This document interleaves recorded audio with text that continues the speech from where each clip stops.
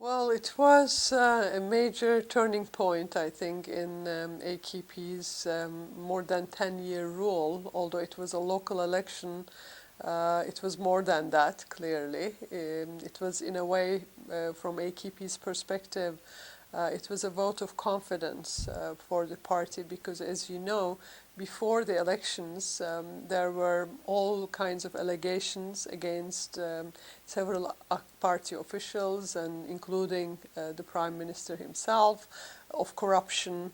And it was really a very strange period that we had every day. Almost there were daily tapes coming out of some conversations between different AKP officials alluding to corruption, as well as intervention in the media.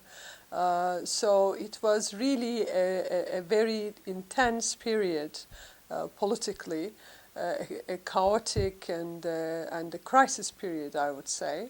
And everybody was expecting, or at least, waiting to see the results of all this on the vote of the AKP. I mean, when you look at the results of the elections, there are several, you can reach to several conclusions. Clearly, the AKP is the winner. But nevertheless, AKP also lost votes. About more than 2 million votes were lost. So all that is now being analyzed in Turkey. What does this mean, right? And one issue or one debate is try to understand how AKP, despite all these allegations, were able to still got all these votes. Here, of course, several explanations can be offered, including, economic reasons that economically Turkey is still doing fine, and most people are happy with the economic situation. And as in all countries, economics matter in election behavior. In addition to that, I think some AKP, Erdogan, Prime Minister, was very skillfully compartmentalizing the population, consolidated his own supporters. In his all rallies, he talked about us and them. He did this very successfully and consolidated his base. And most of his supporters did not even listen to those tapes, did not believe in, these charges. And in fact, there were so many of those coming out.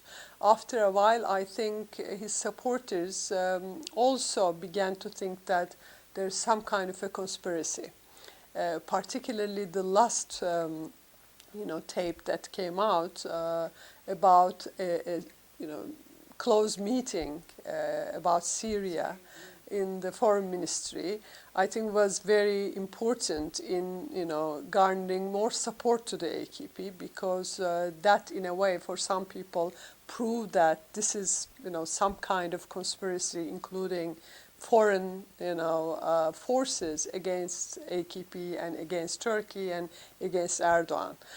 So these are, I think, were the most important factors. But at the same time, AKP also lost votes.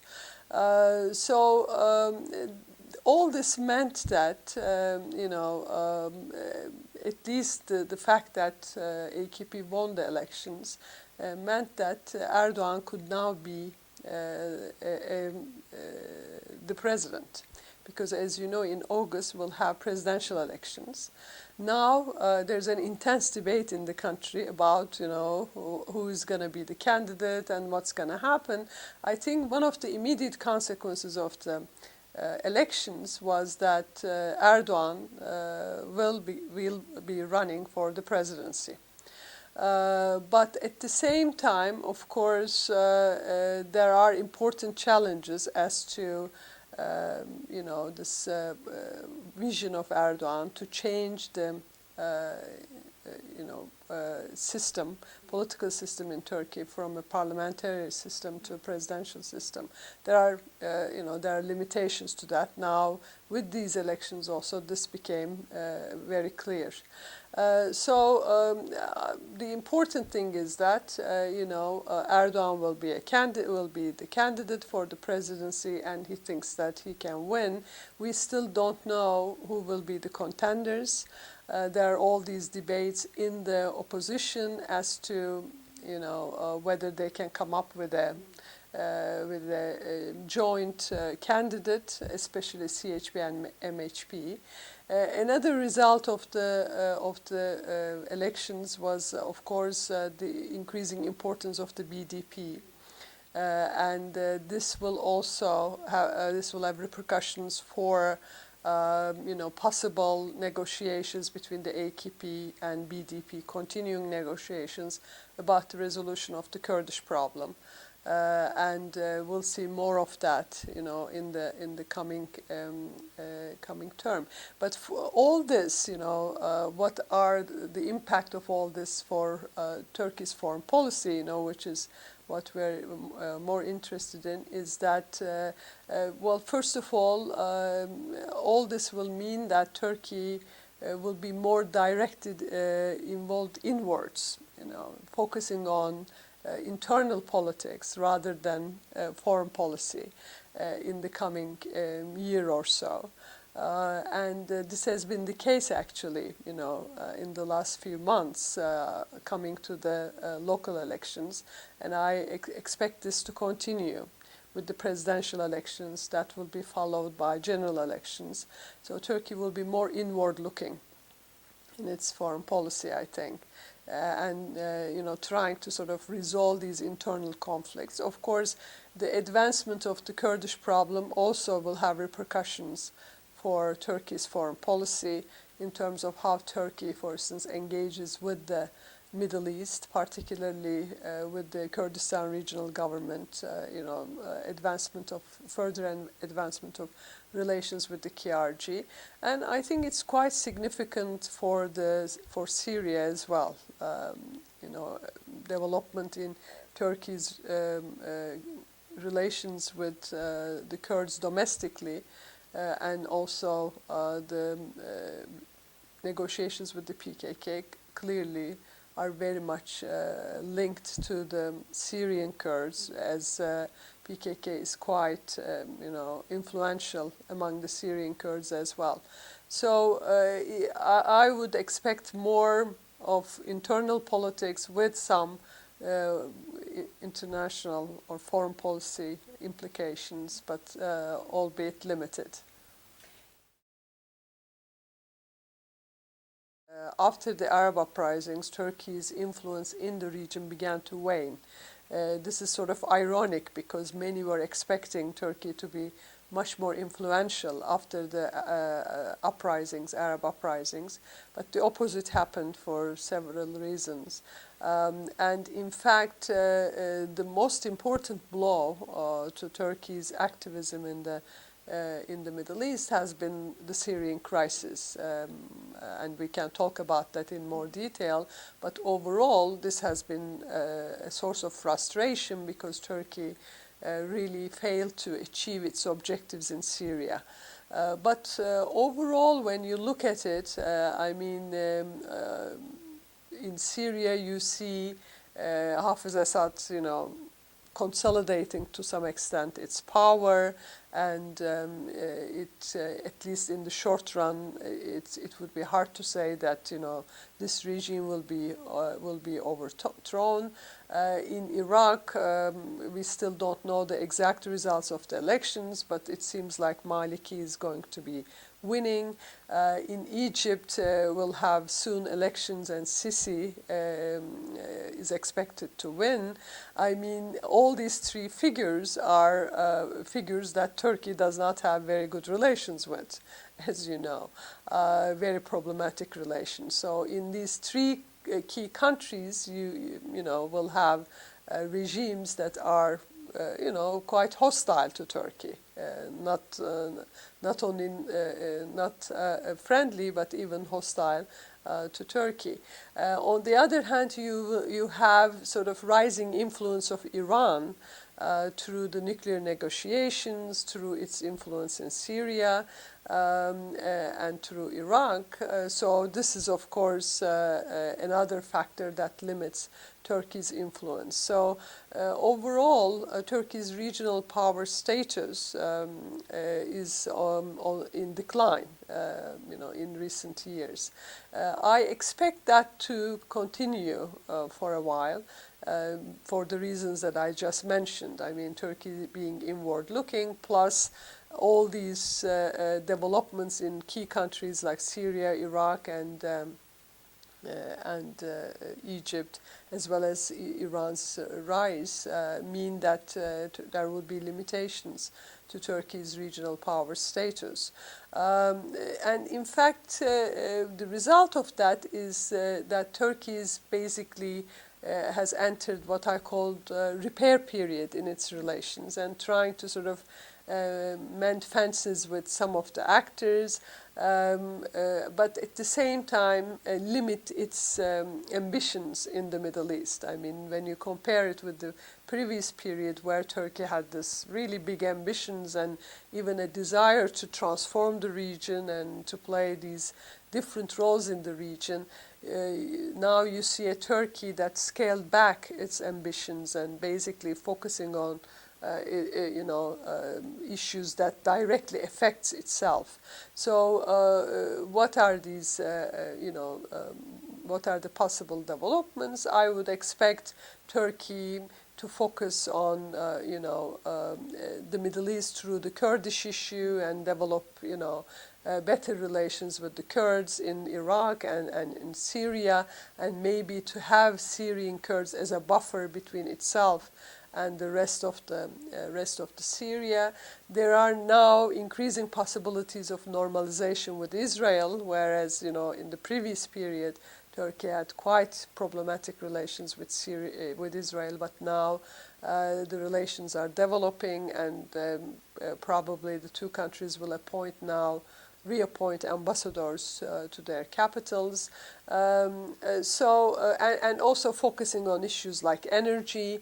I expect a more scaled back, Turkey, a regional power Turkey. Of course, this doesn't mean that Turkey would not have any influence.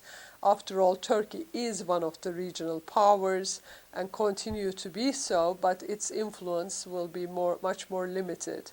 In the more medium term, I think two things are needed for Turkey to increase its regional powerness, and I, in a way, extrapolate this from the previous period also, how Turkey was influential, what were the factors that led to Turkey's influence. I focus on two factors. One is Turkey's own domestic developments. I mean, as Turkey becomes economically more successful, but at the same time democratically more appealing, this increases Turkey's regional powerness, and this is in a way an asset Turkey has compared to other regional powers, most of the regional powers. The other issue is Turkey's emphasis on soft power. Of course, for regional powerness, you need hard power. Turkey has that, comparable to other regional powers. But what is an additional asset that Turkey can use is soft power, and that's what Turkey was doing prior to the Arab uprisings, and this brings you an important element of being a regional power, in addition to these material, factors. That is acceptance by the region, so I think these two elements, domestic, increasing Turkey's domestic appeal. And domestic transformation, as well as using Turkey's soft power and play constructive roles in the region, are, I think, two factors that will be important in the medium term also to increase Turkey's regional power status again. I mean, of course, also spillovers to Turkey are quite important. And since the beginning of the Syrian crisis, this is going on. I mean, this is a crisis that had important repercussions for Turkey, including the refugee issue, which still continues. And as time passes, of course, there are all kinds of other problems of dealing with these refugees, not only the ones who are residing in camps, but also equal numbers of people who are who have spread throughout Turkey. I mean, now, everywhere you run into Syrians, in Turkey, where in Ankara, for instance, where I live, you run into Syrian refugees somehow. Ended up in Ankara. So there is, this issue, I think that Turkey has to deal with, in the coming years, because there are all kinds of issues of integration, education, providing services to these refugees. There was this study that was made in the refugee camps. Even in the refugee camps, most of the Syrians that were interviewed basically said that even things settled down in Syria, they're not, planning to go back. So, I mean, this is an important issue that Turkey has to deal with in the near future. There are also spillover effects in terms of economics, because the Syrian crisis really undercut Turkey's economic relations with the Middle East, and this issue is still a challenge to Turkey. But most important are the security challenges. Throughout the last few years, Turkey had suffered several attacks emanating from Syria, and also, as you know, in the last year or so, mostly radical groups started to be influential in Syria, and there were all kinds of accusations as to Turkey's links, possible links to them, etc. I mean, these are creating also intense debates in Turkey and concerns in Turkey.